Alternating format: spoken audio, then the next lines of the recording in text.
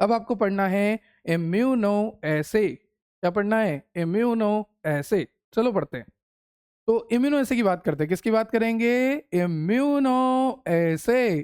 तो इम्यूनो एसे एक तरह की लेबोरेटरी टेक्निक है। कौन सी टेक्निक है? लेबोरेटरी टेक्निक है, जहां पर हम मेजर कर सकते हैं।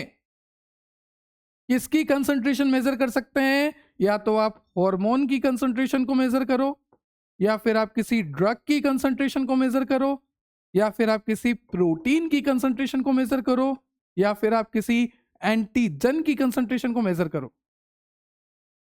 तो हार्मोन की कंसंट्रेशन को, ड्रग की कंसंट्रेशन को, प्रोटीन की कंसंट्रेशन को, एंटीजन की कंसंट्रेशन को आप पता कर सकते हैं with the help of immunoassay. तो अगर आपको कोई पूछे कि इम्यूनो एसे क्या होता है, तो immuno essay is a laboratory technique जहां पर आप पता कर सकते हैं कंसंट्रेशन, मेजर कर सकते हैं कंसंट्रेशन। किसकी कंसंट्रेशन? तो आप मेजर कर सकते हैं हार्मोन की कंसंट्रेशन, ड्रग की कंसंट्रेशन, प्रोटीन की कंसंट्रेशन, एंटीजन की कंसंट्रेशन। इसका आप पता कर सकते हैं और इसी को कहते हैं इम्यूनो एसे। ठीक है, चलिए सर, ठीक है, हमें क्लियर हो गया कि इम्यूनो ऐसे एक तरह की लेबोरेटरी टेक्निक होती है जहां पर हम कंसंट्रेशन को मेजर कर सकते हैं, चाहे हार्मोन की कंसंट्रेशन हो, चाहे प्रोटीन की कंसंट्रेशन हो, चाहे ड्रग की कंसंट्रेशन हो, चाहे एंटीजन की कंसंट्रेशन हो, हम पता कर सकते हैं। और ये जो इम्यूनो ऐसे होता है, ये बेस्ड होता है एंटीजन एंटीबॉडी रिएक्शन पे। किस पे बेस्ड होता है? एंटीजन एंटीबॉडी रिएक्शन पे। क्या क्लियर हो गया? ठीक है, अब आगे देखते हैं। तो हमने बोला कि इम्यूनो एसे जो है बेस्ड होता है एंटीजन एंटीबॉडी रिएक्शन पे। तो सपोज करिए यहाँ पर है सेल, और इस सेल के पास यहाँ पर है एंटीबॉडी। This is antibody. ठीक है, और यहाँ पर है एंटीजन। एंटीजन मतलब कि फॉरेन पार्टिकल। क्या है ये? एंटीजन है। अब ये एंटीबॉडी इंतजार कर रही है ना? इंतजार करूँ हम कब तक, है ना? तो इंतजार कर रही है ये एंटीबॉडी, इंतजार कर रही है। किसका इंतजार कर रही है? एंटीजन का। अब एक लाइन ध्यान रखना कि ये जो एंटीबॉडी होती है, ये स्पेसिफिक एंटीबॉडी एक स्पेसिफिक एंटीजन से ही जुड़ती है। ये एंटीबॉडी किसी स्पेसिफिक एंटीजन से ही जुड़ेगी। जैसे मैं आपको एग्जांपल देता हूँ, HIV। HIV वायरस का अटैक हो गया, मतलब कि HIV एंटीजन का अटैक हो गया। तो जब हमारी बॉडी में HIV एंटीजन का अटैक होगा, तो हमारी बॉडी में जो HIV के खिलाफ एंटीबॉडी बनेगी। किसके खिलाफ? HIV के खिलाफ एंटीबॉडी बनेगी। अब ये एंटीबॉडी किससे जुड़ेगी? किसके खिलाफ बनी है? सर ये एंटीबॉडी तो HIV वायरस के खिलाफ बनी है, तो मतलब उसके लिए स्पेसिफिक है, उसके लिए लॉयल है। तो ये एंटीबॉडी किससे जुड़ेगी? सिर्फ इसी के साथ जुड़ेगी। ठीक है, तो यहाँ पर इसलिए बोला है कि जो एंटीबॉडी होती है वो स्पेसिफिक होती है। किसको लेके स्पेसिफिक होती है? एंटीजन को लेके स्पेसिफिक होती है, हर किसी के साथ नहीं जुड़ती।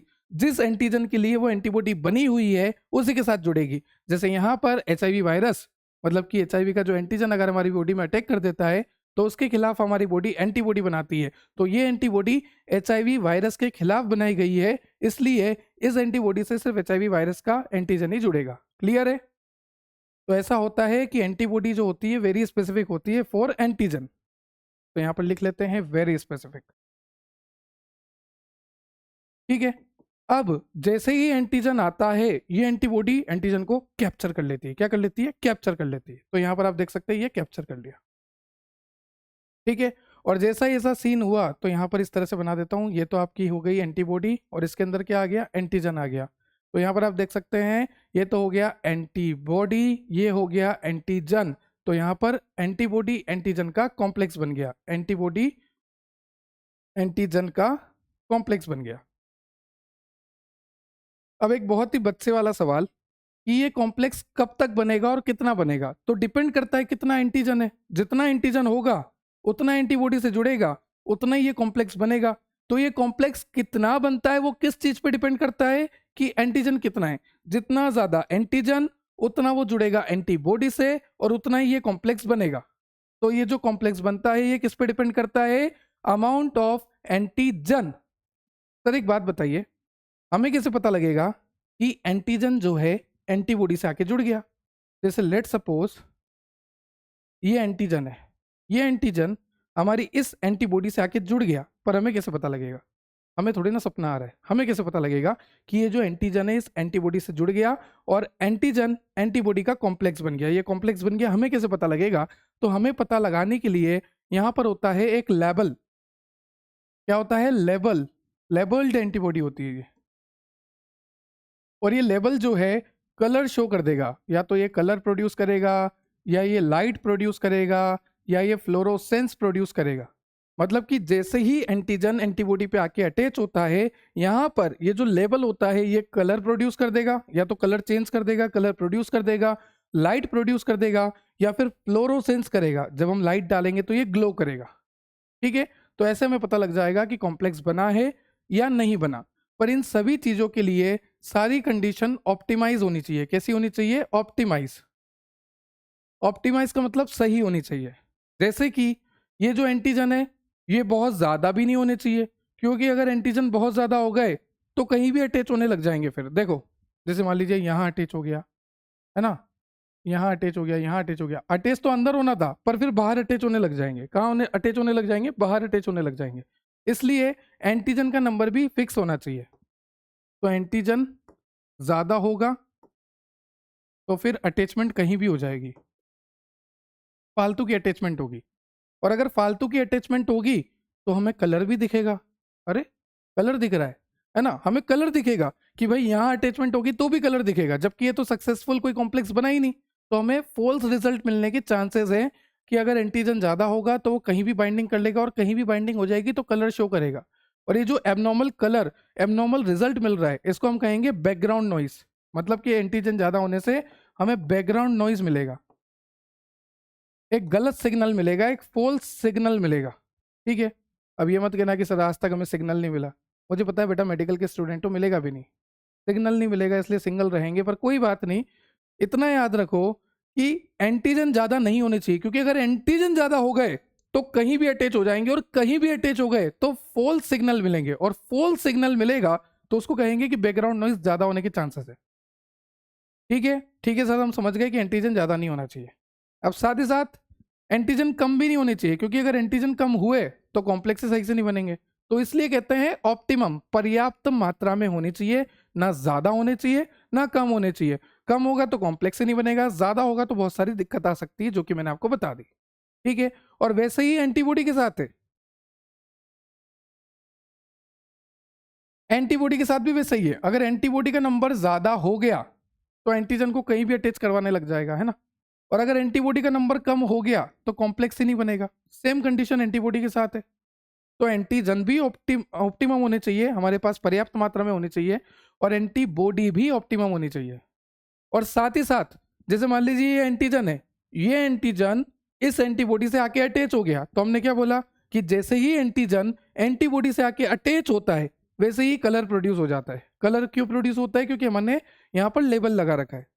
तो ये बात ध्यान रखना कि लेबल भी आपका बेस्ट होना चाहिए, क्योंकि अगर मान लीजिए एंटीजन आया और एंटीबॉडी से जुड़ गया और आपके लेबल ने कलर ही शो नहीं किया तो किस काम का लेबल? तो लेबल भी आपका बेस्ट होना चाहिए। तो ये सारी कंडीशन है ताकि आपका इम्यूनो ऐसे बहुत अच्छा हो। ठीक है, मैं आपको वापस बता देता हूँ। अगर हमें इम्यूनो ऐसे को अच्छा करना है, जो कि एक लेबोरेटरी टेक्निक है जहाँ पर हम डिटरमाइन कर सकते हैं concentration of drug, protein, hormone and antigen. तो अगर हमें इम्यूनो एसे को अच्छा करना है तो सबसे पहले एंटीजन का नंबर भी ऑप्टिमम होना चाहिए। एंटीजन ज़्यादा भी नहीं होना चाहिए, कम भी नहीं होना चाहिए। ज़्यादा होगा तो बैकग्राउंड नॉइस के भी चांसेस हो जाएंगे, मतलब कि फॉल्स सिग्नल के भी चांसेस हो जाएंगे। फिर उसके बाद एंटीबॉडी भी ऑप्टिमम होनी चाहिए। क्या होनी चाहिए? ऑप्टिमम, ना ज़्यादा होनी चाहिए ना कम होनी चाहिए। ज़्यादा हुई तो भी दिक्कत, कम हुई तो भी दिक्कत। फिर उसके बाद आपका जो लेबल लगा रखा है आपने, वो लेबल भी प्रॉपर होना चाहिए। जैसे ही एंटीजन एंटीबॉडी कॉम्प्लेक्स बनता है ये लेबल को कलर शो करना ही चाहिए। पता लगा कि लेबल ने कलर ही शो नहीं किया, हम ऐसे ही बैठे हैं रिजल्ट के लिए, लेबल ने कलर ही शो नहीं किया, कॉम्प्लेक्स दो बन गया। तो ऐसा नहीं होना चाहिए, लेबल भी प्रॉपर होना चाहिए। साथ ही साथ यहाँ पर टेम्परेचर ज्यादा भी नहीं होना चाहिए। एक तो टेम्परेचर पता लगा बहुत ज्यादा हो गया, अगर टेम्परेचर बहुत ज्यादा हो गया तो प्रोटीन डैमेज हो जाएगा, एंटीजन डैमेज हो जाएगा, रिएक्शन डैमेज हो जाएगी। और अगर टेम्परेचर बहुत कम हो गया तो रिएक्शन जल्दी जल्दी हो ही नहीं पाएगी, क्योंकि रिएक्शन को जल्दी कराने के लिए थोड़ा सा टेम्परेचर बढ़ाया जाता है। ये जो इम्यूनो एसिड रिएक्शन है ना, ये जो एंटीजन एंटीबॉडी का कॉम्प्लेक्स बन रहा था ना, इसको कराने के लिए थोड़ा सा टेम्परेचर बढ़ाया जाता है। अगर आप बहुत ज़्यादा टेम्परेचर बढ़ा दोगे तो ये रिएक्शन बर्बाद हो जाएगी। अगर आप बहुत कम टेम्परेचर बढ़ाओगे तो ये रिएक्शन बहुत धीरे धीरे होगी। ठीक है। फिर पीएच की बात करें, पीएच भी ऑप्टिमम होना चाहिए। ज़्यादा कम पीएच पे प्रोटीन डैमेज हो जाएंगे। ठीक है। और अगर मैं बात करूं, जैसे मान लीजिए सेल है, सेल के ऊपर ये एंटीबॉडी लगी थी, एंटीबॉडी लगी थी और यहाँ पर मैं सैंपल डाल रहा हूँ। उस सैंपल में एंटीजन है, क्या है? एंटीजन। तो एंटीजन एंटीबॉडी कॉम्प्लेक्स बनने वाला है। तो यहाँ पर मुझे इनका जो टाइम ऑफ कॉन्टेक्ट है वो भी बढ़ाना पड़ेगा। ऐसा नहीं है कि फटाफट 2 सेकंड में डाल के देख लिया, नहीं, इनका टाइम ऑफ कॉन्टेक्ट बढ़ाना पड़ेगा। क्योंकि अगर आपने टाइम ऑफ कॉन्टेक्ट नहीं बढ़ाया, एक तो पता लगा आपने जल्दी से डाल के निकाल दिया, तो फिर उससे क्या होगा? अटैचमेंट ही नहीं हो पाएगी। ठीक है। और पता लगा आपने अटैचमेंट होने के चक्कर में 2 घंटे तक छोड़ दिया, तो फिर फालतू की अटैचमेंट हो जाएगी। कोई एंटीजन यहाँ अटैच हो गया, कोई यहाँ अटैच हो गया, फालतू की अटैचमेंट हो जाएगी। तो एक ऑप्टिमम टाइम भी होना चाहिए। ज़्यादा जल्दी भी नहीं करनी, वरना अटैचमेंट ही नहीं हो पाएगी, कॉम्प्लेक्स ही नहीं बन पाएगा। और ज़्यादा लेट भी नहीं करना, वरना फालतू की अटैचमेंट हो जाएगी, फालतू के सिग्नल मिलेंगे, बैकग्राउंड नॉइज आ जाएगा। क्लियर हुआ भाइयों? ये सारी कंडीशन चेक करनी पड़ती है और इसे कहते हैं हम ऑप्टिमाइजेशन करना, मतलब कि एक नेसेसरी कंडीशन फुलफिल करना ताकि इम्यूनो ऐसे बेस्ट हो जाए। आप देख सकते हैं ये आपकी एंटीबॉडी है जो कि स्पेसिफिक एंटीजन से बाइंड होती है। ये लेबल्ड है जो कि कलर लाइट फ्लोरोसेंस शो करती है। ये एंटीजन है जिसको हमें मेजर करना है और यहाँ पर जो कॉम्प्लेक्स बनेगा वो डिपेंड होगा कि एंटीजन का कंसंट्रेशन क्या है। ठीक है। उसके बाद मैंने आपको बोला कि ऑप्टिमाइजेशन ज़रूरी है। और ये ऑप्टिमाइजेशन क्यों ज़रूरी है? क्योंकि अगर आपने ऑप्टिमाइजेशन करा, सही टेम्परेचर, सही पीएच, सही कंसंट्रेशन ऑफ एंटीजन, सही कंसंट्रेशन ऑफ एंटीबॉडी, सही टाइम पर टाइम ऑफ कांटेक्ट होने दिया और आपका लेवल भी बहुत अच्छा है, तो मतलब अगर आपने ऑप्टिमाइजेशन करा तो आपकी इम्यूनो ऐसे बेस्ट होगा। कैसा होगा? बेस्ट होगा। अब इम्यूनो ऐसे क्या होता है सर? इम्यूनो ऐसे एक तरह की लेबोरेटरी टेक्निक होती है जहां पर आप मेजर कर सकते हैं concentration of drug, concentration of protein, concentration of hormone और साथ ही साथ कंसंट्रेशन ऑफ एंटीजन। ठीक है। अब अगर हमने इम्यूनो ऐसे बहुत अच्छे से करा तो जो हमारा रिजल्ट आएगा ना, वो एकदम रिलायबल आएगा, हम उस पर भरोसा कर सकते हैं, वो रिपीटेबल आएगा। वापस करके देख लो, यही रिजल्ट आएगा क्योंकि हमने बहुत शिद्दत से करा है, हमने सारी ऑप्टिमाइजेशन प्रोसेस फॉलो करी है। तो हमारा रिजल्ट जो है रिलायबल आएगा, हमारा रिजल्ट जो है रिपीटेबल आएगा और हमारा जो टेस्ट है वो एक्यूरेट होगा, उसकी प्रिसीजन, उसकी एक्यूरेसी बहुत अच्छी होगी, रिजल्ट हमारा बहुत अच्छा आएगा। तो वही सब लिखा है कि ऑप्टिमाइजेशन क्यों ज़रूरी है, ताकि हमारा जो रिजल्ट आए वो एकदम रिपीटेबल हो, एकदम एक्यूरेट हो, रिपीटेबल हो और हमारा जो रिजल्ट है वो काफ़ी ज़्यादा एक्यूरेट हो। ठीक है। मतलब एक्यूरेसी अच्छा है, प्रिसीजन अच्छा है, रिपीटेबल रिजल्ट हो। ठीक। और साथ ही साथ हमें जो सिग्नल मिल रहे हैं वो एकदम प्रॉपर सिग्नल मिले। अगर हमने सारी चीज़ अच्छी रखी तो सिग्नल प्रॉपर मिलेंगे। मतलब कि जब एंटीजन एंटीबॉडी का कॉम्प्लेक्स बनेगा तभी सिग्नल मिलेगा। फालतू के बाइंडिंग का सिग्नल ना मिले, मतलब कि बैकग्राउंड नॉइज भी कम हो जाएगी। फालतू के सिग्नल नहीं मिलेंगे। अगर आपने सारी चीज़ें अच्छी रखी तो बैकग्राउंड नॉइज के चांसेस कम, सिग्नल फालतू के चांसेस कम। तो वही लिखा है, to reduce background noise, to improve accuracy, to avoid false result, to get repeatable and reliable result, हमें चाहिए ऑप्टिमाइजेशन। और ऑप्टिमाइजेशन बेहद जरूरी है, ये सारे कारण है। और किसका ऑप्टिमाइजेशन? इम्यूनो एसे का ऑप्टिमाइजेशन। और सारी चीजें यहाँ पर लिखी है कि एंटीजन का कंसंट्रेशन, एंटीबॉडी का concentration, incubation time, temperature, pH, detection system. ठीक है। अब एक बात और ध्यान से सुनना। जैसे मान लीजिए एंटीजन आया, एंटीजन आके एंटीबॉडी से जुड़ गया। ठीक है। पर कुछ एंटीजन ऐसे भी हैं जो जुड़ नहीं पाए। जैसे कुछ एंटीजन यहाँ पर रह गए, कुछ एंटीजन यहाँ पर रह गए, कुछ एंटीजन यहाँ पर रह गए, ये जुड़ नहीं पाए। जो एंटीजन था वो यहाँ पर जुड़ गया, बाकी एंटीजन ऐसे खुल्लम खुल्ला रह गए। तो अब ये बाकी एंटीजन हमें हमारे रिजल्ट को बिगाड़ सकते हैं, बिगाड़ सकते हैं ना। देखो इम्यूनो ऐसे चल रहा है, इम्यूनो ऐसे में एंटीजन आके एंटीबॉडी से जुड़ गया, पर कुछ एंटीजन बेचारे जुड़ नहीं पाए। तो जो एंटीजन जुड़ नहीं पाए वो फालतू के कलर प्रोड्यूस कर सकते हैं, फालतू के सिग्नल हमें दे सकते हैं, बैकग्राउंड नॉइज बढ़ा सकते हैं। तो इन एंटीजन को जो कि जुड़ नहीं पाए, इनको वॉश कर देना है और वॉशिंग से यहाँ से रिमूव कर देना है। क्या करनी पड़ेगी? यहाँ पर वॉशिंग करनी पड़ेगी और वॉशिंग से इसको रिमूव कर देना पड़ेगा। तो मतलब वॉशिंग नेसेसरी है, बिल्कुल नेसेसरी है। वॉशिंग करने से क्या फ़ायदा है? सर वॉशिंग करने से जो फालतू के एंटीजन है जो कि हमें एबनॉर्मल सिग्नल दे सकते थे, एबनॉर्मल कलर प्रोड्यूस कर सकते थे, उन सबको हमने निकाल दिया। पर वॉशिंग प्रॉपर करनी है, ऑप्टिमाइज करनी है। क्योंकि अगर आपने वॉशिंग बहुत जल्दी जल्दी कर दी, जल्दी जल्दी वॉशिंग कर दी, जल्दी जल्दी वॉशिंग कर दी, तो हो सकता है कि जो अटैच वाला एंटीजन है वो भी निकल के गिर जाए। हो सकता है जो अटैच वाला एंटीजन है वो भी निकल के गिर जाए। तो वॉशिंग धीरे धीरे करनी है, ज्यादा तेज नहीं करनी, ठीक है। पर इतनी धीरे भी नहीं, इतनी धीरे भी वॉशिंग नहीं करनी कि ये बेचारे निकल ही नहीं पा रहे जो अनबाउंड है, ठीक है। तो ऑप्टिमम होनी चाहिए, ना ज्यादा कम, क्योंकि बहुत ही कम वॉशिंग करेंगे तो वो अनबाउंड वाले निकलेंगे नहीं, और बहुत ही ज्यादा वॉशिंग करेंगे तो बाउंड वाले भी निकल जाएंगे, जो जुड़े हैं वो भी निकल जाएंगे। तो वॉशिंग भी कैसी होनी चाहिए, ऑप्टिमम होनी चाहिए, पर्याप्त मात्रा में होनी चाहिए। तो सारी चीजें ऑप्टिमम होनी चाहिए अगर आपको इम्यूनो एसे को बहुत ही परफेक्ट, बहुत ही बेटर बनाना है तो, ठीक है। यहाँ पर आपको सारा बता रखा है, मैंने आपको सारा बता दिया, ये भी मैंने आपको बता दिया, एंटीबॉडी का एग्जाम्पल, ऑप्टिमाइजेशन भी मैंने आपको बता दिया, सारे फैक्टर्स बता दिए।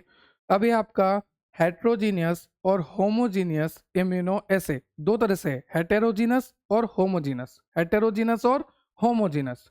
अब ध्यान से सुनते जाओ। सबसे पहले हम पढ़ेंगे हेटेरोजीनस इम्यूनो एसे, जहां पर हमें एंटीजन तो लेना है पर कम अमाउंट में लेना है। कितना अमाउंट में? कम अमाउंट में लेना है, ठीक है सर। तो हेट्रोजीनस इम्यूनो एसे में क्या होता है, सबसे पहले आपको लेनी होती है एक सॉलिड सरफेस। क्या लेनी होती है? एक सॉलिड सरफेस। उस सॉलिड सरफेस को हमने क्या बोला, जैसे कि हमने ले लिया प्लेट। क्या ले लिया हमने? प्लेट। अब इसके ऊपर आपको, पूरे सॉलिड सरफेस के ऊपर आपको इस तरह से एंटीबॉडी को स्टिक कर देना है। इस तरह से क्या कर देना है? एंटीबॉडी को स्टिक कर देना है। पूरे सरफेस पे आपको क्या कर देना है? एंटीबॉडी को इस तरह से स्टिक कर देना है, स्टिक कर देना है, स्टिक कर देना है। कर दिया? कर दिया। तो हमने लिया सबसे पहले एक सॉलिड सरफेस, उस सॉलिड सरफेस को हमने बोला प्लेट, और उस प्लेट के ऊपर पूरी तरह से हमने एंटीबॉडी एंटीबॉडी एंटीबॉडी एंटीबॉडी को स्टिक कर दिया। तो यहाँ पर हमने सब जगह एंटीबॉडी को स्टिक कर दिया। अब यहाँ पर आपको बीच में जगह दिख रही है ना, तो ये जो जगह है ना, ये जो जगह बीच में आपको दिख रही है, ये दिक्कत दे सकती है। कैसे दिक्कत दे सकती है, मैं आपको बताता हूँ। जैसे मान लीजिए हमने एंटीजन डाला, तो एंटीजन जब हम डालेंगे तो वो एंटीजन जो है यहाँ पर आके एंटीबॉडी पे अटैच हो जाएगा, इस तरह से अटैच हो जाएगा। एंटीजन अगर हम डालेंगे तो वो एंटीबॉडी पे यहाँ पर आके इस तरह से अटैच हो जाएगा। पर हो सकता है कि वो एंटीजन इन खाली जगह पे भी अटैच हो जाए और हमें फॉल्स सिग्नल दे, हमें बैकग्राउंड नॉइस फालतू दे। तो हो सकता है कि जो एंटीजन हम डाल रहे हैं वो उस सॉलिड सरफेस के खाली जगह पे जाके अटैच हो जाए, है ना, हो सकता है। तो इस कंडीशन में हम क्या करेंगे, इस कंडीशन में हम क्या करेंगे कि जितनी भी खाली जगह यहाँ पर बच रही है, एंटीबॉडी लगाने के बाद जितनी भी खाली जगह बच रही है उस पर स्किम मिल्क डाल देंगे। स्किम मिल्क, ऐसे याद रखो, देखो स्किन का एन हटा के एम लगा दो, स्किम, स्किम मिल्क, है ना, ऐसा दूध जिसमें फैट ना हो वो डाल देंगे। तो वो जो है इस एरिया को, खाली एरिया को कवर कर लेगा। क्या कर लेगा? कवर कर लेगा। और अगर ये खाली एरिया कवर हो गया तो इसका मतलब है कि अब कोई भी फालतू का एंटीजन यहाँ पर आके नहीं बैठ सकता और हमें बैकग्राउंड नॉइस नहीं दे सकता। क्लियर है? ठीक है सर। एक सॉलिड प्लेट ले ली हमने, या फिर आप बोल दीजिए सॉलिड सरफेस, मतलब कि प्लेट ही ली है, उसके ऊपर एंटीबॉडी को स्टिक करा दिया। अब एंटीबॉडी को स्टिक तो करा दिया बहुत सारी, पर बीच में जो खाली खाली जगह है ना, वहां पर स्किम मिल्क डाल दिया। क्यों? क्योंकि स्किम मिल्क डालने से जब एंटीजन हम डालेंगे तो वो एंटीजन वहां खाली जगह पे जाके अटैच नहीं होंगे और हमें बैकग्राउंड नॉइस के चांसेस कम हो जाएंगे, फालतू के सिग्नल हमें नहीं मिलेंगे। क्लियर हुआ भाइयों? क्लियर है सर। यहाँ पर वापस बता देता हूँ। सॉलिड सरफेस ले लो, सॉलिड सरफेस जो कि है प्लेट। इसके बाद इसके ऊपर क्या लगानी है? एंटीबॉडी। और एंटीबॉडी लगा दी तो किसका इंतजार कर रहे हैं? एंटीजन का। तो यहाँ पर सैंपल डाला, सैंपल में क्या है? एंटीजन। तो ये आ गया एंटीजन। तो जैसे एंटीजन आया वो कहाँ पर आया? यहाँ पर एंटीबॉडी पर आ गया। ठीक है सर। अब मैं इसको थोड़ा सा क्लियर करता हूँ और यहाँ पर आपके लिए लिख देता हूँ, this is antigen, this is antibody and this is solid surface. और यहां पर चारों तरफ मैं आपको बता देता हूं इस तरह से, स्किम मिल्ड है। क्या है?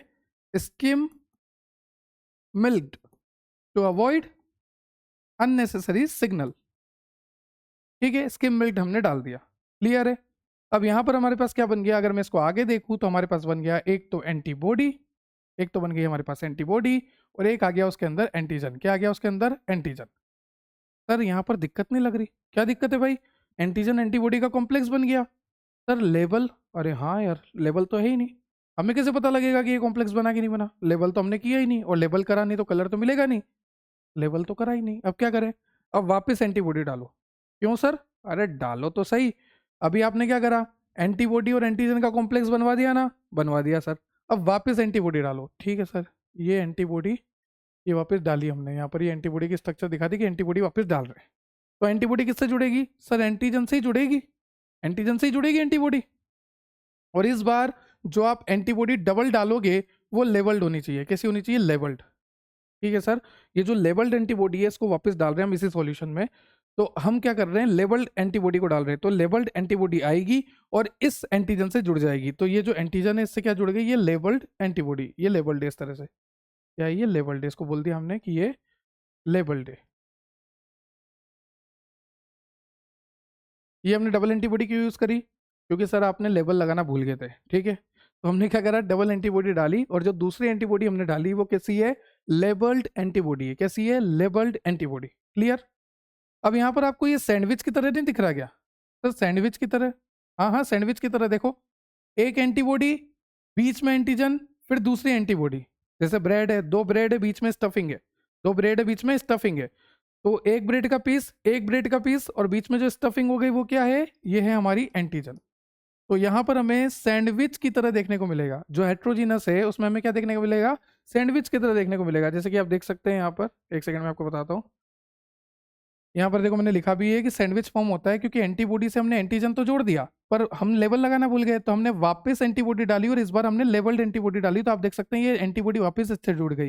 तो ये एंटीबॉडी है, ये भी एंटीबॉडी है, और बीच में क्या है? एंटीजन। तो ये दो ब्रेड के बीच में स्टफिंग हो गई, मतलब कि सैंडविच बन गया। तो ये सैंडविच फॉर्म हो गया। और आपने ये पहले भी पढ़ा है। कहाँ पर पढ़ा है? याद दिलाऊं? आपने ये पढ़ा है बायोटेक्नोलॉजी में 6 सेमेस्टर में, जहां पर आपने यूनिट 4 में एलाइजा पढ़ा था, एंजाइम लिंक्ड इम्यूनोसॉर्बेंट ऐसे। तो उसका ही टेस्ट है ये, पहले भी पढ़ा है आपने। ठीक है, अब ध्यान से देखो, लेवल एंटीबॉडी बना दी लेवल्ड एंटीबॉडी। अब यहां पर कलर शो हो जाएगा। पर ये जो लेबल होता है ना, ये क्या होता है? एक्चुअल में एंजाइम होता है। क्या होता है? एंजाइम। ठीक है, ठीक है। अब ऐसे कलर शो नहीं होता। कलर पता है कैसे शो होता है? अब हमें एक चीज और डालनी पड़ेगी। सर क्या कर रहे हो? पहले एंटीजन एंटीबॉडी का कॉम्प्लेक्स बना दिया, हमने सह लिया। आप लेवल लगाना भूल गए, आपने दूसरी एंटीबॉडी डाली जिसके ऊपर लेवल है, हमने चलो वो भी लगा दी। आपने बोला ये सैंडविच की तरह दिख रहा है, हमने मान लिया कि सैंडविच की तरह दिख रहा है। आपने बोला कि बीच में स्टफिंग कौन है? एंटीजन है, हमने मान लिया कि बीच में फंसा ही वो है, एंटीजन है। ठीक है, अब आप बोल रहे हो कि लेबल लगाने के बाद लेबल एक तरह का एंजाइम है। चलो ठीक है, लेबल एक तरह का एंजाइम है, तो अब तो कलर आना चाहिए ना? कलर आएगा, आएगा, कलर आएगा। पर कलर कब आएगा? जब हम सबस्ट्रेट ऐड करेंगे। क्या ऐड करेंगे? सबस्ट्रेट ऐड करेंगे। हम चेक करने के लिए सबस्ट्रेट ऐड करेंगे कि ये जो सैंडविच है ये प्रॉपर बना नहीं बना, ये सैंडविच प्रॉपर बना नहीं बना। तो जैसे ही हम सबस्ट्रेट ऐड करेंगे, ये सबस्ट्रेट जो है इस एंजाइम की प्रेजेंस में, रुको यार ब्राइटनेस कम हो गई, एक तो पास जाता हूँ तो ब्राइटनेस कम हो जाती है इसकी। हाँ अभी ठीक है। तो ये जो सबस्ट्रेट है ये इस एंजाइम की प्रेजेंस में कन्वर्ट हो जाएगा, और ये एंजाइम जो है कलर चेंज कर देगा या ग्लो कर देगा, ऐसे होगा। तो ये जो लेवल हमने लगाया है ना, ये लेवल कलर कब चेंज करेगा? ये लेवल कब ग्लो करेगा? जब हम इसमें सबस्ट्रेट डालेंगे और सबस्ट्रेट की प्रेजेंस में ये कन्वर्ट होगा, रिएक्ट करेगा और अपने आप को ग्लो कराएगा, कलर चेंज कराएगा। तो इस तरह से ये जो मॉडल होता है इसको कहते हैं हम सैंडविच मॉडल। क्लियर? अब एक बात और, इसको हटाते हैं यहाँ से, इसको हटाते हैं, लेवल एंटीबॉडी को हटाते हैं, बिल्कुल नॉर्मल। सैंडविच को भी हटा देते हैं क्योंकि अभी सैंडविच नहीं बना। ये क्या है आपका? ये है आपका एंटीबॉडी, एंटीबॉडी। ये क्या है आपका? ये है एंटीजन। ठीक है, बहुत पहले की स्टेप पे आ गए हम, जहाँ पर ये तो है हमारी एंटीबॉडी और यहाँ पर है हमारा एंटीजन। और आपको मैंने बोला कि यहाँ से मैं एंटीजन डाले जा रहा हूँ, डाले जा रहा हूँ, डाले जा रहा हूँ। तो यहाँ तो कोई दिक्कत नहीं क्योंकि स्किम मिल्क से कवर है ना? तो जो अब एंटीजन बेचारे बच गए, जो एंटीजन बेचारे बच गए, जो जुड़ नहीं पाए, जो जुड़ नहीं पा रहे, तो उनको वॉश करना पड़ेगा। तो यहाँ पर वॉशिंग कर देते हैं। और वॉशिंग क्यों करते हैं आपको पता है? ताकि बैकग्राउंड नॉइज ना मिले, फालतू के सिग्नल ना मिले। तो वॉशिंग करते हैं, और वॉशिंग करने के बाद आप लेवल एंटीबॉडी डालोगे। ये एक स्टेप और है वॉशिंग की, जो कि आपको पता होनी चाहिए। ठीक है, यहाँ पर सारा लिखा हुआ है, सब कुछ लिखा हुआ है। देखो, सैंडविच फॉर्म हो गया, जैसे कि एलाइजा, सबस्ट्रेट को ऐड किया, कलर चेंज हुआ, कलर चेंज हुआ तो कलर को मेजर कर दिया। सारी स्टेप बाय स्टेप लिखी हुई है। देखो मैं आपको बता भी देता हूँ ताकि आप कंफ्यूज ना हो। सॉलिड सरफेस, फिर आपने एंटीजन ऐड किया, फिर आपने वॉशिंग करा दी, फिर आपने लेबल्ड एंटीबॉडी ऐड करी, फिर आपका सैंडविच फॉर्म हुआ और कलर को आपने मेजर कर लिया। इतना सा काम है। ठीक है, और ये जो हमने बनाया ना ये सैंडविच, ये सेम सैंडविच हमें डबल बनाना है इंसुलिन में। अभी इंसुलिन का पढ़ेंगे हम, तो वहां पर सेम बनाना है। तो हमने पढ़ा अभी हेट्रोजीनियस इम्यूनो एसे, या फिर आप बोल लो हेटेरोजीनस इम्यूनो एसे, जहां पर हमने क्या देखा कि भैया एक सॉलिड सरफेस ली हमने, वहां पर हमने एंटीबॉडी लगाई, ऊपर से एंटीजन डाले, फिर एंटीजन एंटीबॉडी रिएक्शन हुई, जो फालतू के एंटीजन बचे उसको वॉश आउट कर दिया। वो फालतू के एंटीजन हमारी सॉलिड सरफेस पे ना जुड़े इसलिए स्किम मिल्क डाल दिया, ऐसा मिल्क जिसमें फैट ना हो। सब कुछ याद हो गया आपको, है ना। अब दूसरा है होमोजीनस इम्यूनो एसे। क्या है? होमोजीनस इम्यूनो एसे। अब यहाँ पर देखो, यहाँ पर वॉशिंग नहीं करनी। सर वॉशिंग क्यों नहीं करनी? वॉशिंग नहीं करेंगे तो बैकग्राउंड नॉइज रह जाएगी ना। बैकग्राउंड नॉइज मतलब फालतू के कलर आ सकते हैं, तो रिजल्ट खराब होगा। तभी तो लिखा है कि लेस एक्यूरेट है। यहाँ पर आपको वॉशिंग नहीं करनी, यहाँ पर आपको सेपरेशन नहीं करना। वो जो सेपरेट करते हो ना वॉश करके, कि जो नहीं जुड़ा उसको अलग कर दो, वो नहीं करना। यहाँ पर किसी भी तरह का कोई सॉलिड सरफेस हम यूज लेंगे ही नहीं, क्योंकि यहाँ पर तो हम एक सॉल्यूशन में सब कुछ डाल देंगे, एक सॉल्यूशन बनाएंगे, उसी सॉल्यूशन में हमारी एंटीबॉडी होगी। जैसे लेट सपोज ये एंटीबॉडी है, उसी सॉल्यूशन में हमारा एंटीजन होगा जो जुड़ेगा, और उसी सॉल्यूशन में हमारा लेवल रिएजेंट भी होगा। सब कुछ एक ही में डाल दिया हमने। होमोजीनियस मतलब कि एक ही मिक्सचर में, एक ही सॉल्यूशन में सब कुछ डाल दिया।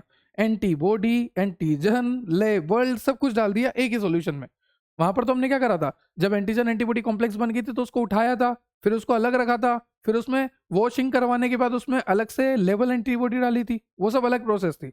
यहाँ पर होमोजीनियस इसलिए बोला गया क्योंकि एक ही में सब कुछ है। तो यहाँ पर वॉशिंग नहीं करानी, सेपरेशन नहीं कराना, सॉलिड सरफेस का यूज नहीं होगा, और डबल एंटीबॉडी ऐड नहीं करेंगे। यहाँ पर, वहां पर करी थी ना डबल लेवल एंटीबॉडी, यहाँ पर पहले से लेवल डाल दिया, यहाँ पर डबल एंटीबॉडी भी ऐड नहीं होगी। दूसरी बात, अब एक बात बताइए, यहाँ पर जल्दी जल्दी काम हो रहा है, एक टेस्ट ट्यूब ली, एक तरह से यहाँ पर सॉल्यूशन बनाया और उसमें सब कुछ डाल दिया, सब कुछ उसमें डाल दिया, तो यहाँ पर स्टेप बहुत कम लगी। वहां तो हमने पहले वॉश करवाया, फिर लेवल एंटीबॉडी डाली, फिर हमने बोला सैंडविच बना, फिर हमने सबस्ट्रेट डाला, बहुत माथापच्ची थी वहां तो, है ना। अब यहाँ पर सब एक साथ ही डाल दिया, तो यहाँ पर स्टेप्स कैसे हुए? फ्यू स्टेप हुए। यहाँ पर समय भी क्या लगेगा? कम लगेगा, और प्रोसीजर भी कैसा होगा? सिंपल होगा। ऑब्वियसली फ्यू स्टेप है, समय भी कम लग रहा है, प्रोसीजर भी सिंपल है, ठीक है। पर ये एक्यूरेट नहीं होगा, कम एक्यूरेट होगा, और इसकी सेंसिटिविटी भी कम होगी, क्योंकि यहाँ पर बैकग्राउंड नॉइज ज़्यादा होगा। और बैकग्राउंड नॉइज ज़्यादा क्यों होगा? क्योंकि वॉशिंग नहीं कर रहे, सेपरेशन नहीं कर रहे, तो जो अनबाउंड एंटीजन है ना, वो ऐसे कलर शो करने लग जाएंगे, कहीं भी स्टिक हो जाएंगे, क्योंकि यहाँ पर वॉशिंग नहीं कर रहे, सेपरेशन नहीं कर रहे। तो यहाँ का जो रिजल्ट है वो लेस एक्यूरेट होगा। होगा जल्दी ये प्रोसेस जल्दी होगा, क्योंकि कुछ स्टेप है, समय भी कम लगेगा, प्रोसीजर भी सिंपल है, पर बैकग्राउंड नॉइज यहाँ पर ज़्यादा आएगा, और यहाँ पर इक्विपमेंट भी कम लगेंगे। क्लियर हुआ? तो ये है आपका होमोजीनस इम्यूनो एसे, और यहाँ पर आपको सारे डिफरेंस लिख रखे हैं, हेट्रोजीनस इम्यूनो एसे और होमोजीनस इम्यूनो एसे। चाहे वो समय हो, वॉशिंग हो, रिएक्शन हो, प्रोसीजर हो, एक्यूरेसी हो, सेंसिटिविटी हो, बैकग्राउंड नॉइज हो, सिग्नल हो, इक्विपमेंट हो, हैंडलिंग हो, कॉस्ट हो, सैंपल टाइप हो, या फिर एग्जाम्पल भी आप देख सकते हैं। मैंने आपने बोला हेट्रोजीनस में सैंडविच फॉर्म हो रहा था, मैंने आपको बोला एलाइजा एंजाइम लिंक्ड इम्यूनोसॉर्बेंट ऐसे, यहाँ पर भी सैंडविच फॉर्म होता है। फिर इधर होमोजीनस का बेस्ट एग्जांपल है EMIT। क्या है? EMIT। तो ये जो होमोजीनस इम्यूनो एसे है, ये रूटीन टेस्ट के लिए होता है। और वहीं अगर बात करूं हेटेरोजीनस इम्यूनो एसे, तो ये रिसर्च और डायग्नोसिस में काम आता है। बिल्कुल, क्योंकि एड्स अगर किसी को हो गया तो एड्स को चेक किया जाता है एलाइजा नाम के टेस्ट से। तो ये डायग्नोसिस के काम आ रहा है, नहीं आ रहा? बिल्कुल आ रहा है, ठीक है।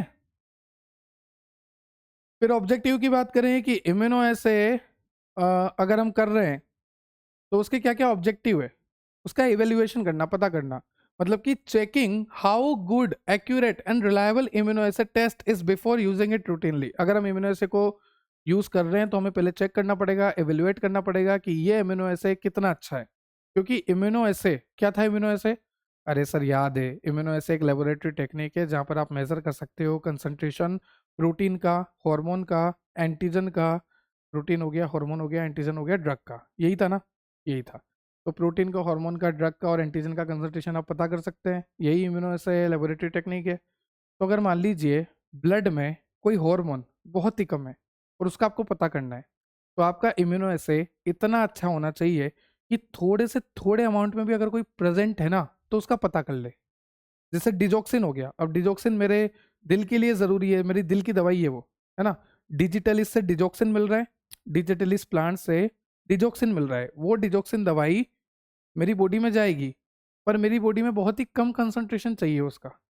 अब अगर मैं गया ब्लड चेक करवाने, तो जब मेरा ब्लड चेक हुआ तो इतनी सी कंसंट्रेशन ऑफ ड्रग भी पता लग जाए इम्यूनो एसे की मदद से कम कंसंट्रेशन भी पता लग जाए इम्यूनो एसे की मदद से, वो इम्यूनो एसे बेस्ट होता है। तो यहाँ पर लिखा भी हुआ है सेंसिटिविटी मतलब कि वेरी लो कंसंट्रेशन को डिटेक्ट कर ले, है ना। स्पेसिफिसिटी मतलब कि एक पर्टिकुलर एंटीजन एक पर्टिकुलर एंटीबॉडी से ही जुड़े। एक्यूरेसी मतलब कि कितना अच्छा रिजल्ट वो दे रहा है। हमारा इम्यून एसे का जो रिजल्ट आना चाहिए वो एक्यूरेट, है ना, एक्यूरेट आना चाहिए, रिलायबल आना चाहिए, रिपीटेबल आना चाहिए। ये तीन वर्ड याद रखो, एक्यूरेट, रिलायबल, रिपीटेबल। फिर प्रिसीजन कैसी है, उसकी एक्यूरेसी कैसी है, रिप्रोड्यूसिबिलिटी है या नहीं, मतलब कि रिपीट होगा नहीं होगा। अगर मैंने इम्यूनो एसे में वैल्यू बता दी कि इतनी आ रही है, तो डबल कोई भी आके इम्यूनो एसे कर ले, वैल्यू उतनी आनी चाहिए। ऐसा है result, reproducible result, repeatable result होना चाहिए। फिर रिलायबिलिटी फॉर रिसर्च, क्लिनिकल और फार्मास्यूटिकल यूज़, ऑब्वियसली ये हमारे इसमें यूज़ आता है। और यहाँ पर हमारी सारी कंडीशन ऑप्टिमाइज होनी चाहिए। वो मैंने आपको पहले ही बता दिया कि पीएच, टेम्परेचर, ये सब कुछ ऑप्टिमाइज होना चाहिए। उसका टाइम ऑफ कांटेक्ट ऑप्टिमाइज होना चाहिए, एंटीजन कंसंट्रेशन, एंटीबॉडी कंसंट्रेशन, आपका लेवल वगैरह, और साथ ही साथ वॉशिंग वगैरह, ये सब कैसी होनी चाहिए, ऑप्टिमाइज होनी चाहिए इम्यूनो एसे में। फिर आपको यहाँ पर दे रखी है मेथड्स, तो कई तरह की है, जैसे एलाइजा अभी हमने पढ़ा ना, वो सैंडविच बन रहा है तो वो लिख सकते हो, बेस्ट है, हो गया आपका काम। फिर और भी होता है जैसे radioisotope level antigen, fluorescent level antigen, chemiluminescent detection, फिर मेम्ब्रेन बेस्ड इम्यूनो रिएक्शन। तो कई तरह के आपको मेथड्स दे रखे हैं। एलाइजा बेस्ट है, बेस्ट पढ़ा भी हुआ है ना आपने, इसलिए। फिर उसके बाद आपको दे रखा है प्रोटोकॉल आउटलाइन। अब प्रोटोकॉल आपको पता ही है कि भाई अगर आप सॉलिड सरफेस ले रहे हो तो उस पर पहले तो क्या करना है कि पूरी सॉलिड सरफेस पे एंटीबॉडी अटैच कर देनी है, स्टिक कर देनी है।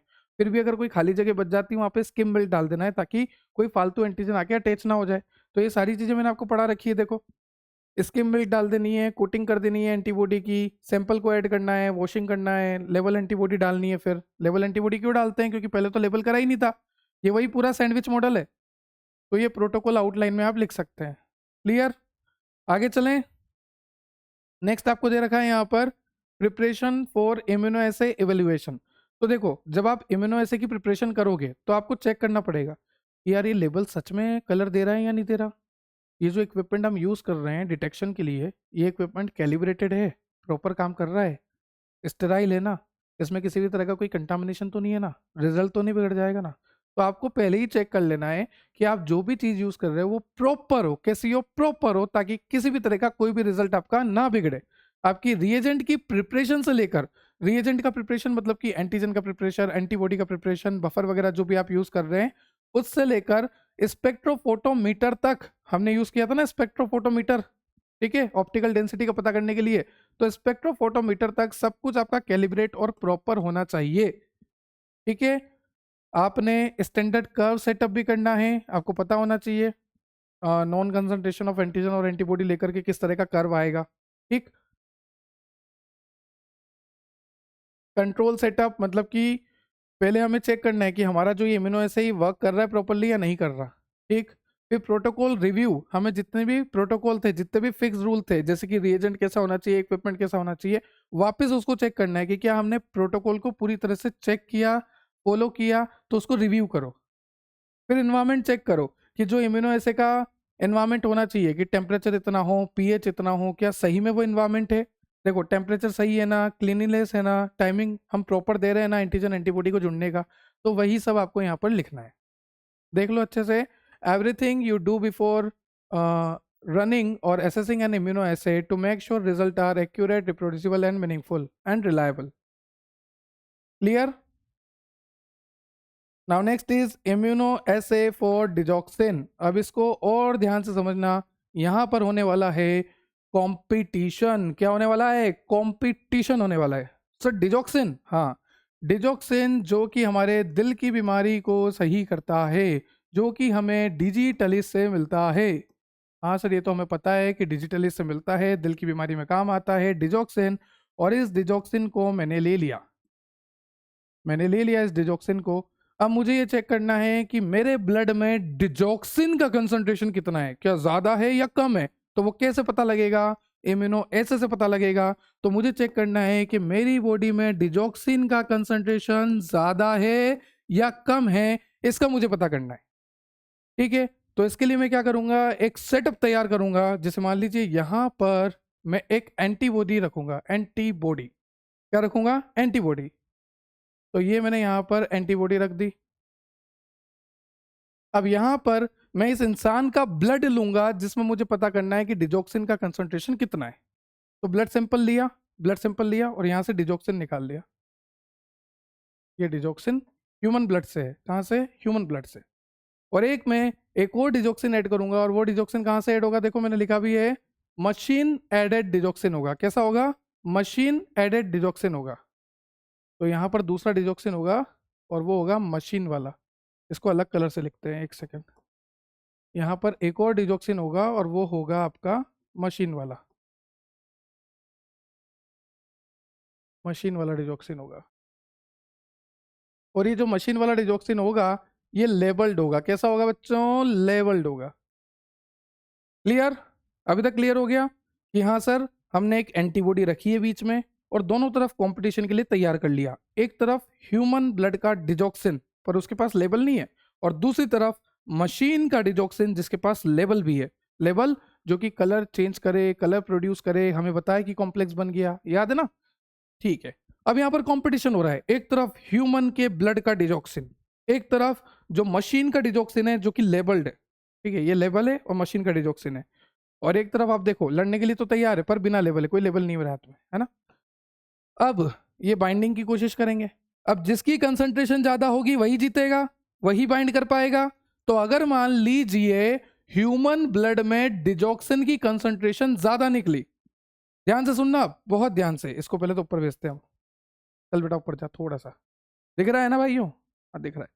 अगर ह्यूमन ब्लड में डिजॉक्सिन की कंसंट्रेशन ज्यादा होगी तो ये डिजॉक्सिन इससे जुड़ेगा, ये डिजॉक्सिन इससे जुड़ेगा, जुड़ेगा। एक सेकंड, वापस कलर चेंज करना पड़ेगा क्योंकि हम ह्यूमन ब्लड का डिजॉक्सिन जोड़ रहे हैं। तो ये डिजॉक्सिन इससे जुड़ेगा, जुड़ेगा, जुड़ेगा, जुड़ेगा, जुड़ेगा, जुड़ेगा, जुड़ेगा, जुड़ेगा।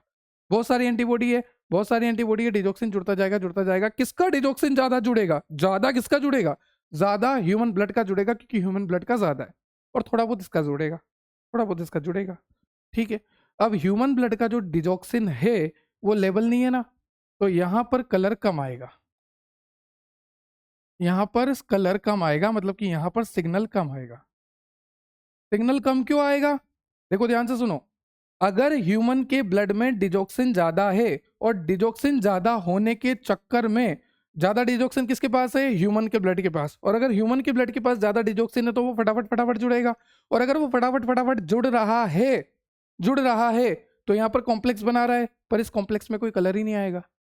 और ये बेचारा मशीन वाला ये कम है, ये बेचारा ये मशीन वाला ये कम है। ये बोलता है कि यार मैं तो किसी किसी के साथ जुड़ जाऊं, वहां कोई बात नहीं, मैं तो कम हूं। तो अगर ये कम है और ये लेबल भी था तो कलर तो ये देने वाला था ना, तो यहाँ पर कलर बहुत कम आएगा। क्यों, क्योंकि मशीन वाला कम है। तो हमेशा ध्यान रखना कि अगर ह्यूमन के ब्लड में डिजॉक्सिन ज्यादा था तो वो डिजॉक्सिन कॉम्प्लेक्स बना रहा है और कलरलेस बना रहा है। तो अगर हमारे पास कलर कम आया, फाइनली अगर हमारे पास सिग्नल कम आए, इसका मतलब ह्यूमन के ब्लड में डिजॉक्सिन ज्यादा था। क्योंकि ह्यूमन के ब्लड में डिजॉक्सिन ज्यादा था, उसने कॉम्प्लेक्स बनाया, कलरलेस कॉम्प्लेक्स बनाया। और ये बेचारा कम था, इसने थोड़ा बहुत कलर कलर वाला कॉम्प्लेक्स बनाया, तो कलर बहुत कम आएगा, सिग्नल बहुत कम आएंगे। ह्यूमन के ब्लड में डिजॉक्सिन ज्यादा था। देखो, अगर डिजॉक्सिन पेशेंट के ब्लड में ज्यादा था तो हमारा लेवल वाला तो कम ही जुड़ पाएगा और वीकर सिग्नल आएगा। क्लियर हुआ, इस तरह से इम्यूनो ऐसे करना है डिजॉक्सिन का। ये पूरा प्रोसीजर आपको दे रखा है जो कि मैंने आपको पहले ही बता दिया। अब इंसुलिन का है, इंसुलिन में पूरा सैंडविच मॉडल फॉलो करना है, पूरा सैंडविच मॉडल फॉलो करना है। जैसे मान लीजिए मैं यहाँ पे खड़ा हूँ, है ना, मैं आपको बता ही देता हूँ, बहुत ईजी है। मैं यहाँ पे खड़ा हूँ और मुझे चेक करना है कि मेरे ब्लड में इंसुलिन का लेवल कितना है। क्योंकि अगर इंसुलिन कम निकला तो मुझे डायबिटीज हो सकती है, और इंसुलिन ज़्यादा निकला, इंसुलिन अगर ज़्यादा निकला तो मुझे हाइपोग्लाइसीमिया हो सकता है, ग्लूकोज की कमी हो सकती है। तो इंसुलिन कम हो गया तो हाइपरग्लाइसीमिया। ठीक है, तो मुझे मेरे ब्लड में इंसुलिन का कंसंट्रेशन चेक करना है कि इंसुलिन मेरे ब्लड में सही तो है ना। ज़्यादा हो गया हाइपोग्लाइसीमिया हो जाएगा, इंसुलिन कम हो गया हाइपरग्लाइसीमिया हो जाएगा। तो मुझे चेक करना है कि मेरे ब्लड में इंसुलिन का कंसंट्रेशन कितना है। तो मैंने मेरा ब्लड सैंपल लिया, क्या लिया मैंने, मेरा ब्लड सैंपल लिया जिसके अंदर क्या है, इंसुलिन है। क्या है, इंसुलिन है। फिर मैंने यहाँ पर एक सॉलिड सरफेस लिया, उसके ऊपर क्या लगाया मैंने, एंटीबॉडी लगाई, तो ये इंसुलिन इससे आके जुड़ जाएगा। ठीक है, यहाँ पर मैंने स्किम मिल्क भी लगा दिया ताकि कोई फालतू का इंसुलिन आके यहाँ पे ना जुड़े, है ना, जो काम का इंसुलिन है वो सीधा यहाँ आके जुड़े। अब जो बेचारे फालतू के इंसुलिन है जो जुड़ नहीं पाए, जो ना तो सॉलिड सरफेस पे अटैच हो सकते क्योंकि हमने स्किम मिल्क लगा रखा है, ना यहाँ पे अटैच हो सकते क्योंकि ये फुल हो चुका है, तो ये जो फालतू के इनको वॉश आउट कर दो, रिमूव कर दो, इनको क्या कर दो, वॉशिंग कर दो। रुको वॉशिंग करता हूँ इनकी, चलट जा, वॉशिंग कर दी, इनको रिमूव कर दिया। फिर आप देख सकते हैं यहाँ पे कोई भी लेवल हमने नहीं लगा रखा, ना इंसुलिन पे लेवल था ना एंटीबॉडी पे लेवल था।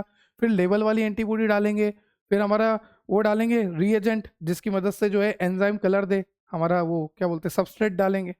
ठीक है, पूरा वही है, सैंडविच बनेगा यहाँ पे भी। उसके बाद है लिमिटेशन ऑफ एनिमल एक्सपेरिमेंट। एक बात बताओ, एनिमल के ऊपर एक्सपेरिमेंट कर रहे थे ना, बिल्कुल कर रहे थे, अब क्यों नहीं कर सकते, क्या क्या लिमिटेशन है हमारे पास, तो इसको बढ़ा चढ़ा कर लिखना। सबसे पहला है ethical problem, animal feel pain और सफरिंग, मतलब कि क्या होता है साइंटिस्ट उन पे क्रुएल्टी करते हैं और हमें क्या करना पड़ता है, कई बार एनिमल को मारना भी पड़ता है क्योंकि एनिमल डिजीज फैला देते हैं, है ना, डिजीज को स्प्रेड कर देते हैं, तो एनिमल को यूथेनाइज करना पड़ता है, सेक्रीफाइस करना पड़ता है, उनको भी दर्द होता है, वो भी लिविंग बींग है, इसलिए उनके ऊपर भी हम एक्सपेरिमेंट नहीं कर सकते। तो सबसे पहला प्रॉब्लम है हमारा एथिकल प्रॉब्लम। कौन सा प्रॉब्लम है हमारा, एथिकल प्रॉब्लम है। ठीक है, उसके बाद आ गया आपका animal is not equal to human. जैसे मान लीजिए मैंने ड्रग को टेस्ट कर लिया एनिमल पे, तो एनिमल की फिजियोलॉजी पूरी अलग और इंसानों की फिजियोलॉजी पूरी अलग, तो हो सकता है ना कई बार कि जो ड्रग एनिमल पे काम कर गई वो ड्रग इंसानों पे काम ना करे, तो ये भी एक दिक्कत है, ये भी एक लिमिटेशन है। तीसरा एक्सपेंसिव है, एक तो उनको रखो, पहले तो उनको रखने की जगह, उनका केज खरीदो, फिर उनको बेड दो, मतलब कि वो वुडन शेव्स वगैरह दो, उनको खाने का दो, पीने का दो, उनकी तबीयत का ध्यान रखो, उनका रिप्रोडक्शन कराओ, उनके बच्चों का ध्यान रखो, बहुत एक्सपेंसिव है। फिर टाइम टेकिंग, ऑब्वियसली एक्सपेरिमेंट में बहुत टाइम लग जाता है। स्किल्ड स्टाफ नीडेड, बहुत ज़्यादा skilled, highly professional, highly trend staff चाहिए, क्योंकि अगर मैं कोई नौ सिखिए को काम दे दूंगा तो वो जानवर को ऐसे पकड़ेगा पूंछ से, जबकि आपको पता है कि जानवर को पूंछ से तो पकड़ना ही नहीं है ना, जानवर को यहाँ तो यहाँ से पकड़ना है। ठीक है, वो रेड को हमने यहाँ से पकड़ा था, या फिर वो जो टेल थी उसके आगे जो थिक स्किन थी वहां से पकड़ा था, और रेबिट को भी हमें क्लोज टू द बॉडी रखना है ताकि वो किक ना करे। तो ये सब मुझे पता है, स्किल्ड पर्सन को पता है, पर किसी अनस्किल्ड, अनप्रोफेशनल, अनट्रेंड पर्सन को रख लूंगा तो नहीं कर पाएगा, वो ना ड्रग दे पाएगा, ना कुछ कर पाएगा, ना उसको आइडिया रहेगा, ना उसको यूथेनाइजेशन आएगा, कुछ भी नहीं आएगा उसको। फिर लीगल रूल्स, देखो परमिशन खूब लेनी पड़ेगी। मान लीजिए कोई एनिमल है, कोई छोटा एनिमल था, अब उसको बहुत दर्द हो रहा है, फिर यूथेनाइज करने के लिए आपको लॉ फॉलो करने पड़ेंगे, परमिशन लेनी पड़ेगी, बहुत सारी दिक्कत आती है। लिमिटेड एनिमल, मैं चाहता हूं कि मैं तो उस एनिमल पे एक्सपेरिमेंट करूं, अब उसको पकड़ के कौन लाएगा, वो एक तो बहुत ही ऊपर उड़ता है, या फिर मैं चाहता हूं कि मैं तो उस एनिमल पे एक्सपेरिमेंट करूं जो समुद्र के बीचों बीच नीचे नीचे रहता है समुद्र की गहराइयों में रहता है, नहीं कर सकते ना, लिमिटेशन ऑफ एनिमल। और फिर दूसरी बात है कि एंडेंजर्ड स्पीसीज पे भी नहीं कर सकते, ऐसी स्पीसीज जो विलुप्त होने वाली है तो उनको थोड़ी ना खतरे में डालेंगे, उनके ऊपर भी नहीं कर सकते। फिर डिजीज की रिस्क भी है कि अगर जैसे एनिमल्स है तो एनिमल्स जो है डिजीज को जल्दी जल्दी स्प्रेड कर देंगे, तो डिजीज स्प्रेडिंग रिस्क भी होती है। पब्लिक ऑब्जेक्शन भी है, कुछ एनिमल लवर आ जाएंगे कि नहीं एनिमल पे कोई टेस्टिंग नहीं करनी। ठीक है, पब्लिक ऑब्जेक्शन है। केयर डिफिकल्टी है, उनका केयर करना, उनकी क्लीनिंग करना, उनको प्रॉपर खाना देना, उनका रूटीन समझना, ये सब बहुत दिक्कत वाली बात है। ठीक है, फिर नेक्स्ट है एक्स्ट्रापोलेशन, और ये आपको पहले से आता है। सर पहले से आता है, अरे हाँ पहले से आता है, देखो मैं आपको समझाता हूँ। आपको भी पता है कि कोई भी ड्रग को अगर मार्केट में भेजना है तो क्या करना पड़ेगा, सर कोई भी ड्रग को अगर मार्केटेड अप्रूवल चाहिए तो सबसे पहले करना पड़ेगा प्री क्लिनिकल ट्रायल, फिर करना पड़ेगा क्लिनिकल ट्रायल, उसके बाद ड्रग को मिलेगी मार्केटेड अप्रूवल। ठीक है, अब प्री क्लिनिकल ट्रायल होता है सर एनिमल्स पे होता है। एनिमल सर दो तरह से होते हैं, एक होता है रोडेंट, एक होता है सर नॉन रोडेंट। रोडेंट का मतलब सर स्मॉल एनिमल होते हैं, जैसे कि आपका रैट हो गया, जैसे कि आपका माइस हो गया सर। और नॉन रोडेंट का मतलब सर जैसे कि आपका कैट हो गया, जैसे कि आपका डॉग हो गया सर। और इन एनिमल को हम कहते हैं सर लेबोरेटरी एनिमल।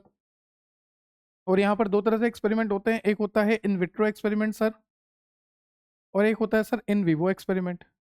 ये सारी बातें आपको पता है? जी सर बिल्कुल पता है। अब एक बात और सुनो, ये जो आपका इन विट्रो एक्सपेरिमेंट होता है, अगर मैं कहूँ कि ड्रग का सबसे पहले हमें इन विट्रो एक्सपेरिमेंट ही कराना है तो क्या गलत है क्या? नहीं सर, आप कह रहे हो तो बिल्कुल सही होगा, ड्रग का सबसे पहले क्या कराना है, इन विट्रो एक्सपेरिमेंट ही कराना है। क्या कराना है? इन विट्रो एक्सपेरिमेंट ही कराना है, क्योंकि ड्रग को सबसे पहले हम एनिमल के टिश्यू पे देखेंगे, देकर एनिमल के हार्मोन पे, एनिमल के रिसेप्टर पे, एनिमल के ऑर्गन पे देकर देखेंगे। सीधा एनिमल को नहीं दे देंगे, एनिमल के टिश्यू को, रिसेप्टर को, सेल को, ऑर्गन को निकाल के देखेंगे और फिर उस पर ड्रग देके देखेंगे। तो उसे कहते हैं इन विट्रो। जब इन विट्रो के रिजल्ट अच्छे आए कि देखो देखो ये मेरी ड्रग है, इसका मैंने इन विट्रो टेस्ट कराया। इन विट्रो टेस्ट का मतलब तो आपको पता ही है, एनिमल का टिश्यू, एनिमल का सेल, एनिमल का रिसेप्टर, एनिमल का ऑर्गन निकाला और उसके ऊपर इस ड्रग को टेस्ट कराया। सर आप रिजल्ट देखो, मैं आपको रिजल्ट लाके दिखाता हूँ। आप रिजल्ट देखो सर, क्या शानदार रिजल्ट है सर, देखो क्या शानदार रिजल्ट है ना, डीओबी का लोगो देखो कितना शानदार रिजल्ट है सर। आप देखो फार्माकोकाइनेटिक बहुत अच्छी है, फार्माकोडायनेमिक बहुत अच्छी है, इस ड्रग का एंटी हाइपरटेंसिव इफेक्ट बहुत अच्छा है, ये ड्रग टॉक्सिसिटी भी नहीं कर रही, ये ड्रग बहुत अच्छी है सर, हमने इन विट्रो देखा है। तो प्लीज अब आप इसे जिंदा एनिमल को दो, इन विवो को दो। तो पहले होगा इन विट्रो, फिर क्या होगा इन विवो। तो पहले हमने सिर्फ टिश्यू पे देकर देखा, फिर हमने जब देखा कि ड्रग बहुत ही अच्छी है, सेफ है, उसके साइड इफेक्ट कम है, उसका एक्शन बहुत अच्छा है, तो हमने उसको इन विवो करके देखा। और जब इन विवो करके देखा, जब हमने एनिमल्स को देकर देखा, और एनिमल्स को देकर देखने से हमें पता लगा, हमें क्या पता लगा, उल्टा काम हो गया, कोई बात नहीं हमें पता लगा कि एनिमल्स पर देने के बाद एनिमल्स पे ड्रग का असर बहुत अच्छा आ रहा है। तो फिर हमने सरकार को भेजा ये सब, सरकार को सारा लिख कर भेज दिया कि देखो हमने इन विट्रो टेस्ट किया था, तब ये फार्माकोकाइनेटिक, ये फार्माकोडायनेमिक, ड्रग की पोटेंसी, ड्रग का साइड इफेक्ट, ड्रग का टॉक्सिक इफेक्ट, ड्रग की सोलिबिलिटी, ड्रग का पीएच, ड्रग का पीके, ड्रग का पार्टीशन कोफिशिएंट आप देखो, है ना, ड्रग की डिसोल्यूशन टेस्ट, डिसइंटीग्रेशन टेस्ट, सब में पास हो गया है। तो ये सब हमने, कि इन विट्रो के जितना भी डिटेल था, इन विवो का जितना भी डिटेल था, ये सारा हमने सरकार को सबमिट कर दिया, रेगुलेटरी अथॉरिटीज को सबमिट कर दिया, गवर्नमेंट बॉडीज को सबमिट कर दिया। अब गवर्नमेंट बॉडी जैसे कि CDSCO, central drug standard control organisation, जैसे लेट सपोज ये सिडिस्को है, सिडिस्को में होते हैं डीसीजीआई साहब, drug controller general of India, वो देखेंगे हाँ यार इन विट्रो इन विवो सब बढ़िया है तुम्हारा, तो अच्छा है ना, एनिमल के ऊपर ठीक है, पोटेंसी चेक करी, हाँ सर, बायो अवेबिलिटी, हाँ हाँ, सब कुछ चेक करेंगे, सब कुछ पास होगा, तो वो अलाउ कर देंगे कि आप क्लिनिकल ट्रायल कर लो, मतलब कि आप थोड़े बहुत इंसान लो और इंसानों पे दवाई देकर देखो, क्लिनिकल ट्रायल। और क्लिनिकल ट्रायल भी इंसानों की सहमति से होती है। जैसे मान लो मुझे पैसों की कमी है, मैं चाहूंगा कि चलो मैं देश के काम भी आ जाऊं और थोड़े बहुत पैसे मुझे मिल भी जाएंगे, तो मेरे पे क्लिनिकल ट्रायल कर लेंगे। पर क्लिनिकल ट्रायल फिर देखेंगे मेरी एज क्या है, मैं हेल्दी हूँ या नहीं, है ना, बीमारी तो नहीं है, सब कुछ देखा जाएगा। इन्फॉर्म कंसेंट फॉर्म को साइन कराया जाता है, आपको पता लगेगा आगे पढ़ोगे आप। तो क्लिनिकल ट्रायल कुछ ह्यूमंस पे करेंगे हम, क्योंकि अभी ड्रग मार्केट में गई नहीं है, मार्केट में जाएगी तो लाखों करोड़ों लोगों के पास जाएगी। इससे अच्छा है कि पहले 4-5 हजार लोगों के ऊपर ड्रग की टेस्टिंग करके देख लो। और इसको भी अलग अलग फेज में करेंगे, phase 0, phase 1, phase 2, phase 3, phase 4। तो मेरे यहाँ पे समझाने का मेन क्राइटेरिया क्या है कि हमने प्री क्लिनिकल ट्रायल के डेटा के बेसिस पे, जो भी हमारे पास एक्सपेरिमेंटल रिजल्ट आया उस बेसिस पे आगे हमने क्लिनिकल ट्रायल कराए, और क्लिनिकल ट्रायल के जो भी रिजल्ट आए उस बेसिस पे आगे हमने और काम कराया। मतलब कि हम रिजल्ट के बेसिस पे काम कर रहे हैं, रिजल्ट के बेसिस पे काम कर रहे हैं। तो यहां पर आपको वही लिखा है, extrapolation means using data from experimental model. जो भी हमारे पास एक्सपेरिमेंटल मॉडल से डेटा आया, जैसे इन विट्रो से क्या रिजल्ट आया था, इन विवो से क्या रिजल्ट आया, तो जो भी एक्सपेरिमेंटल डेटा हमारे पास आया उसी से हमने प्रिडिक्ट किया कि ये ड्रग और ये केमिकल ह्यूमन में किस तरह से काम करेगी। सर देखो इसकी बायो अवेबिलिटी बहुत अच्छी है, इन विट्रो से रिजल्ट आया, सर देखो इन विवो से भी सेम रिजल्ट आया, बायो अवेबिलिटी बहुत अच्छी है, मतलब कि इंसानों में वैसे ही काम करेगी। तो हमने कैसे प्रिडिक्ट किया, हमने प्रिडिक्ट किया पुराने डेटा से, इन विट्रो इन विवो वाले डेटा से हमने प्रिडिक्ट किया कि ये ड्रग और ये केमिकल किस तरह से ह्यूमन में बिहेव करेगा।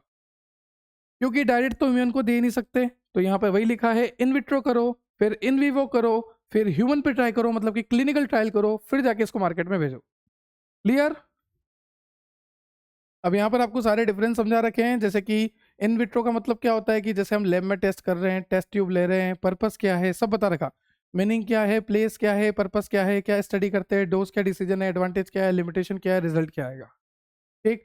फिर हमने जब इन विट्रो वाला टेस्ट कर लिया, मतलब कि हमने टिश्यू के ऊपर टेस्ट कर लिया, तो फिर हम एनिमल के ऊपर टेस्ट करेंगे, मतलब कि इन विवो करेंगे, मतलब कि प्री क्लिनिकल ट्रायल करेंगे। फिर उसके बाद एनिमल पे जब हमने टेस्ट करा, एनिमल की सारी स्टडी हमने करी, सारी चीज़ें पता करी, मीनिंग क्या होता है, पर्पस क्या है, ऑब्जर्व क्या किया, डोज क्या है, सब कुछ पता करा। फिर हम ये सारा रिजल्ट ह्यूमन पे अप्लाई कर देंगे, ह्यूमन पे प्रिडिक्शन करेंगे। क्लियर है। तो इस तरह से हमने फार्माकोलॉजिकल एंड टॉक्सिकोलॉजिकल स्क्रीनिंग 1 को पूरी तरह कंप्लीट कर लिया है और मैंने आज आपको ये पूरा यूनिट 5 वन शॉट लेक्चर में समझा दिया है। आई होप आपको ये लेक्चर क्लियर हुआ होगा, जहाँ पर हमने बहुत ही अच्छे से समझा है इम्यूनो ऐसे अलग अलग तरह का, डिजॉक्सिन का भी देखा है, सबका देखा है। तो बने रहिए, जुड़े रहिए और देखते रहिए डेप्थ ऑफ बायोलॉजी, ताकि ऐसे लेक्चर्स, ऐसे वन शॉट लेक्चर्स मैं आपके लिए और लेकर आता रहूं, ऐसे ही धुआंधार तरीके से। मिलते हैं बहुत जल्द नेक्स्ट सब्जेक्ट में। और अगर आपको कोई टॉपिक पढ़ना होता है या अगर आपको कोई भी क्वेरी होती है तो आप इसी वीडियो के कमेंट सेक्शन में कमेंट करिए, इंस्टाग्राम पे डीएम करिए, प्ले स्टोर पे जाइए, प्ले स्टोर से एप्लीकेशन डाउनलोड करिए डेप्थ ऑफ बायोलॉजी, और वहाँ पर एप्लीकेशन चैट सेक्शन में बताइए, क्योंकि ये नोट्स आपको मिलेंगे हमारी वेबसाइट पर, ये नोट्स आपको मिलेंगे हमारे एप्लीकेशन पर। तो जाइए, जाकर डाउनलोड कीजिए प्ले स्टोर से डेप्थ ऑफ बायोलॉजी एप्लीकेशन। ठीक है, बने रहिए, जुड़े रहिए, देखते रहिए। मिलते हैं बहुत जल्द नेक्स्ट सब्जेक्ट में, नेक्स्ट लेक्चर में। Have a nice day, have a good day. जय श्री राम। Thank you.